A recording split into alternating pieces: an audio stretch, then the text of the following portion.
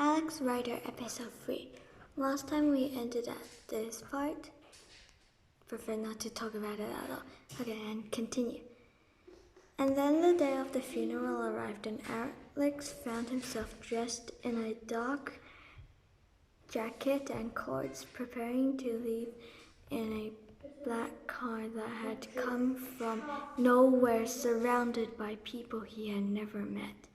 Iron Rider was buried in Brompton Cemetery on the Fulham Road, just in the shadow of the Chelsea soccer field, and Alex knew where he would have preferred to be on that warm Wednesday afternoon. About 30 people had turned up, but he hardly recognized any of them. A grave had been dug close to the lane that ran the length of the cemetery.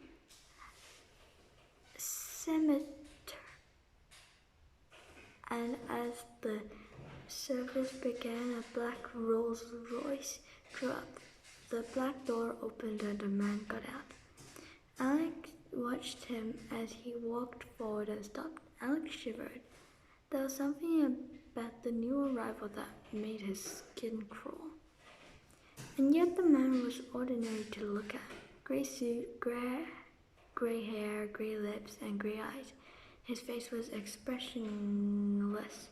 The eyes behind the square gunmetal spectacles completely empty. Perhaps that was what had disturbed Alex.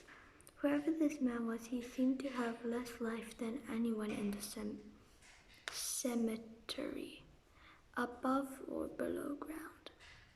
Someone tapped Alex on the shoulder and he turned around to see Mr. Crowley leaning over him.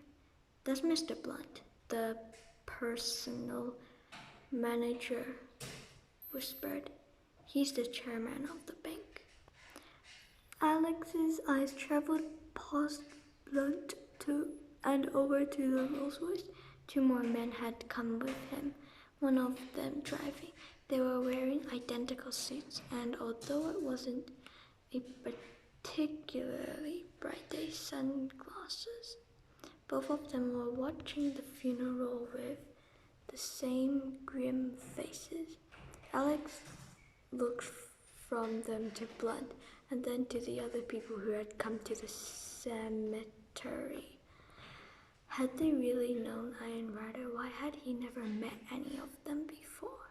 And why did he find it so difficult to believe that they really worked for a bank? A good man, a patriotic man, he will be missed. The vicar finished his graveside address. His choice of words struck Alex as odd. Patriotic? That meant he loved his country, but as far as Alex knew, Iron Rider had barely spent any time in it. Certainly he had never been one for waving the Union Jack. He looked around hoping to find Jack, but saw instead that Blunt was making his way towards him, stepping carefully around the grave. "You must be Alex." The chairman was only a little taller than him.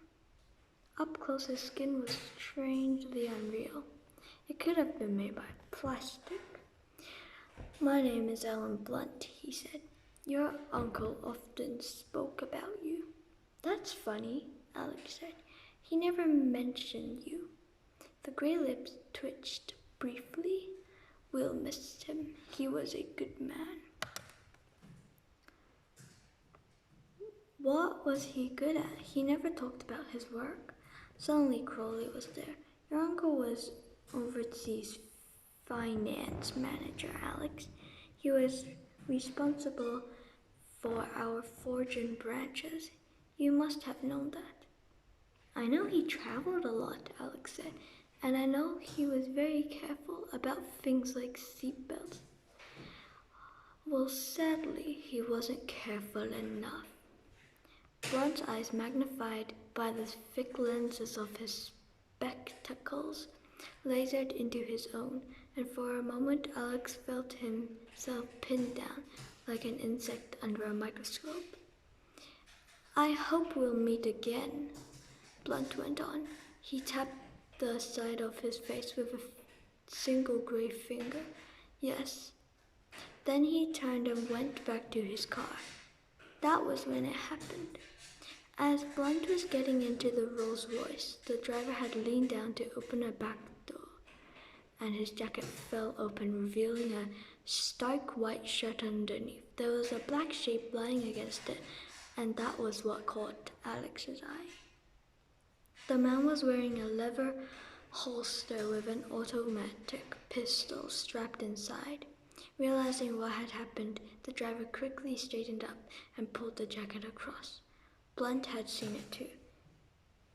He turned back and looked again at Alex.